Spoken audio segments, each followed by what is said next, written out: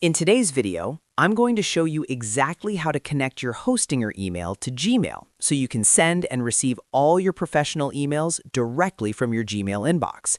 This is perfect if you want to manage everything in one place instead of constantly logging into Hostinger webmail. I'll walk you through the entire setup step by step, including the exact POP settings you need. Make sure you watch until the end so you don't miss any important details. And if this tutorial helps you out, be sure to hit that like button and subscribe for more simple and practical tech guides. All right, let's get started. First, open your browser and log into your Gmail account.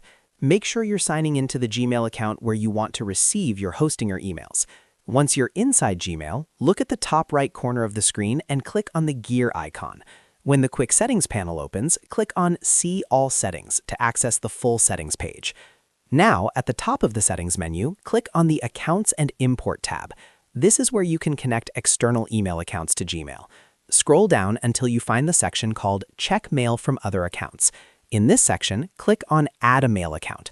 A small pop-up window will appear asking for the email address you want to connect. Enter your full Hostinger email address, for example, your name at yourdomain.com, and then click Next. Gmail will now ask how you want to import the emails. Choose the option that says Import Emails from My Other Account, POP3, and then click Next again. Now you'll need to enter your Hostinger email details. In the username field, enter your full Hostinger email address again. In the password field, enter the password for that email account. Make sure you type it carefully to avoid connection errors. Next, in the POP server field, enter pop.hostinger.com.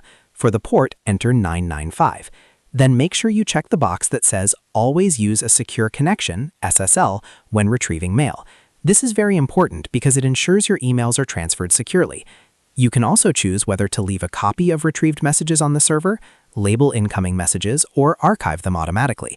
These are optional settings, so you can configure them based on your preference.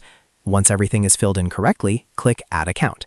If all the details are correct, Gmail will successfully connect to your Hostinger email account. From now on, Gmail will automatically check your Hostinger inbox and import new emails directly into your Gmail account. At this point, Gmail may also ask if you want to be able to send mail as your Hostinger email address. I highly recommend setting this up so you can reply to emails using your professional domain email instead of your Gmail address. If prompted, select Yes and follow the verification steps. Gmail will send a confirmation email to your Hostinger inbox, and once you verify it, you'll be able to send emails from Gmail using your Hostinger address.